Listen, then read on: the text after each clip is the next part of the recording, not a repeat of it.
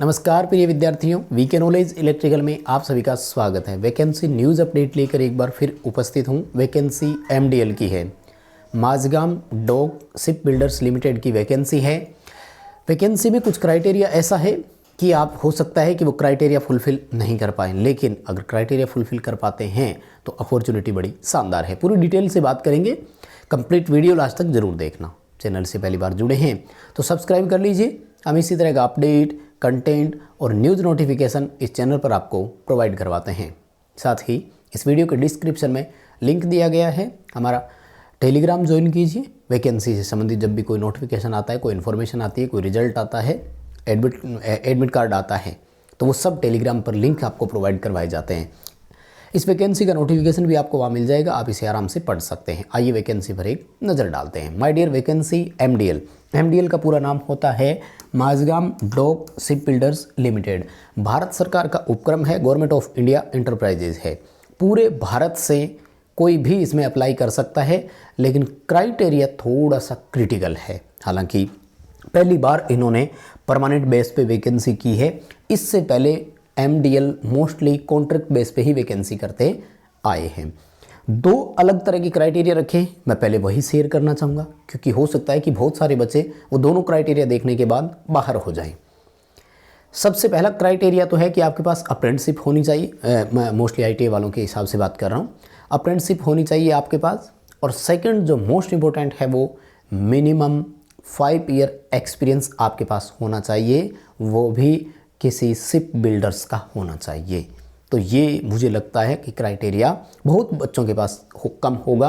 आप अप्लाई कर सकेंगे या नहीं, यानी एलिजिबल है या नहीं, कमेंट करके हमें ज़रूर बताइए।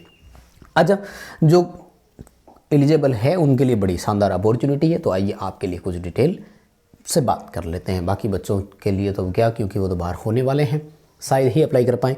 First of all crucial date सामने आ रही है, तो इसी पर बात करेंगे। 25 नवंबर 2024 से ऑनलाइन एप्लीकेशन इसके स्टार्ट हो चुके हैं। 16 दिसंबर 2024 इसके लिए लास्ट डेट है। समय निकाल कर अप्लाई कर दीजिए अगर आप एलिजिबल है तो। देखो, सबसे पहले चैनल के हिसाब से बात करेंगे। इलेक्ट्रीशियन वाले बच्चे हमारे साथ ज़्यादा जुड़े हुए हैं, तो ये रहा नंबर 4 पर इलेक्ट्रीशियन पोस्ट आपके लिए। टोटल 24 सीटें हैं। 14 सीटें अनरिजर्व की है, 1 ईडब्ल्यूएस की है, 7 ओबीसी वालों के लिए है और 2 एसटी के लिए है। एससी के लिए यहाँ पर कोई सीट नहीं है। अगर मैं बात करूँ इलेक्ट्रीशियन वाले का, कहीं और भी अपॉर्चुनिटी है क्या? यस, एक मौका और है। कहाँ पर? इलेक्ट्रिक क्रेन ऑपरेटर में है, और यहाँ पर टोटल 7 सीटें हैं। 3 अनरिजर्व के लिए, 1 सीट बाकी सब के लिए, एससी, एसटी, ईडब्ल्यूएस और ओबीसी के लिए। तो ये है आपके मेन क्राइटेरियाज। उसके बाद आप देख सकते हैं फीटर वालों के लिए भी है, इलेक्ट्रॉनिक मैकेनिक के लिए भी है, और चिपर ग्राइंडर और उनके लिए भी है, और गैस कटर और सब के लिए है। ठीक है, टोटल इसमें 25 पदों के लिए वैकेंसी है। और जो आईटीआई वाले हैं वो स्किल की ग्रेड में आते हैं, ये ध्यान रखना। कौन सा है? स्किल्ड कैटेगरी फर्स्ट, जिसका डीएनएस अलाउंस 5th होता है, वो वाला, क्योंकि उसी से आपको यहाँ पर अलाउंसेज का पता लगेगा। एज बहुत दिया है, ठीक है, इलेक्ट्रीशियन वालों के हिसाब से।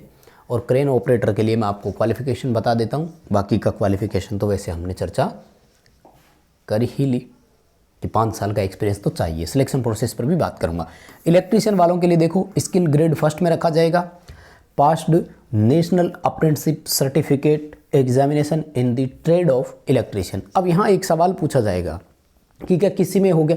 बिल्कुल, इस बार इन्होंने अप्रेंटिसशिप की छूट दे दी है कि वो कहीं से भी हो। हाँ, एनएसी होना चाहिए, तो अप्रेंटिसशिप तो एनएसी होता है। खैर, तो इलेक्ट्रीशियन में अप्रेंटिसशिप कहीं से भी हो, लेकिन वो एक्सपीरियंस शिप बिल्डर का ही होना चाहिए। अगर वो नहीं है तो फिर नहीं भर पाएंगे। और इसी तरह से क्रेन ऑपरेटर के लिए अगर बात करूं तो अप्रेंटिसशिप सर्टिफिकेट होना चाहिए इलेक्ट्रीशियन का, और 5 साल का एक्सपीरियंस होना चाहिए एमडीएल में। आपको एक एज ए क्रेन ऑपरेटर आपने काम किया हो, तभी आप एलिजिबल यहाँ पर हो पाएंगे। ये मैं क्यों बता रहा हूँ? आ जाओ, मैं आपको फाइनल जो इनके 4 रूल टर्म कंडीशन दिए हुए हैं उन पर ले चलता हूँ। ये देखो, ये रहा, बड़ा सारा नोट डाल करके हाईलाइट कर करके लिख रखा है। अब हम आंख बंद करके आपको ये तो नहीं कहेंगे कि नहीं भर दो, कोई बात नहीं, एक्सपीरियंस होता तो साथ में कॉलम में लिख देते हैं। जैसे क्रेन ऑपरेटर वाले के कॉलम में लिखा हुआ है, तो आप सोचो कि यहाँ भी हमारे इलेक्ट्रीशियन वाले के कॉलम में इन्होंने तो लिखा ही नहीं है। यहाँ देखो, ये रहा 5 years ship building or selling experience in a government or PSU shipyard is compulsory in all the above post except for the post of Hindi translator. Hindi translator को छोड़कर शेष सभी पदों के लिए 5 साल का अनुभव आपको चाहिए और वो भी शिप बिल्डिंग का ही होना चाहिए। समझ गए? ये लो भैया फाइनल डिटेल, और उसके बाद में आगे ज़्यादा ज़रूरत है नहीं। एज क्राइटेरिया की बात कर लूँ, बहुत लंबा चौड़ा क्राइटेरिया दिया, फुल फ्लैश 18 से लेकर 38 ईयर की एज है। और मैं हमेशा बोलता आया हूँ कि ये जो अनरिजर्व एज होती है वो अनरिजर्व वालों के लिए होती है। अगर आप रिजर्व कैटेगरी से हैं लाइक OBC से, तो आपको इसमें 3 ईयर का एज रिलैक्सेशन मिल जाएगा, यानी 41 ईयर के लिए हो गया। इसी तरह से आप अगर रिजर्व कैटेगरी में SC या ST से बिलोंग करते हैं देन आपको 5 ईयर का रिलैक्सेशन मिलेगा, और ऐसी सिचुएशन में आपके पास जो मौका रहेगा वो 43 ईयर तक का होगा। तो आप अपना ऑप्शन देख करके अप्लाई कर सकते हैं। एक्सपीरियंस के अकॉर्डिंग नंबर मिलेंगे। अगर आपके पास है तो ये क्राइटेरिया रखा गया है कि 1 साल से लेकर 2 साल के बीच में एक्सपीरियंस है तो 8 नंबर आपको मिलेंगे। तो अब सोच लो कि बिना एक्सपीरियंस वालों का तो कुछ नहीं बनना है। सिलेक्शन प्रोसेस में अगर बात की जाए तो आपको रिटन टेस्ट पास करना है, उसके बाद में स्किल टेस्ट आपका लिया जाएगा। और पे स्केल की अगर बात करूं तो स्किल ग्रेड फर्स्ट, तो ITA वालों को तो स्किल ग्रेड 1 में ही रखा गया है। और आपका जो पे स्केल है वो 17,000 रुपये, यानी पहली बेसिक आपकी 17,000 रुपये होगी। इसमें ऑल अदर अलाउंसेज आपको सारे मिलेंगे, जैसे महंगाई भत्ता। अभी भारत में महंगाई भत्ता 53% है। आपकी ज्वाइनिंग होते होते हो सकता है कि ये 56% के आसपास हो जाए, 3% लगभग बढ़ जाता है, साल में 2 बार बढ़ता है। एज क्राइटेरिया और रिलैक्सेशन पर बात हो चुकी है। और उसके बाद में सिलेक्शन प्रोसेस की बात करता हूँ तो ट्रेड टेस्ट होगा, लगभग 3 गुना के आसपास बुलाएंगे स्किल टेस्ट के लिए। अब हम चलते हैं कि आपको एक्सपीरियंस के हिसाब से रिटन एग्ज़ाम और वो कैसे कैसे देना है। तो देखो, रिटन टेस्ट होगा 60 नंबर का, और 40 नंबर जो आपके यहाँ पर रहेंगे वो एक्सपीरियंस बेस पे काउंट किए जाएंगे। और उसके बाद में स्किल टेस्ट होगा, वो क्वालिफाइंग इन नेचर होगा, और मेरिट बनेगी वो रिटन एग्ज़ाम में आए हुए नंबर और एक्सपीरियंस को जोड़ करके बनेगा।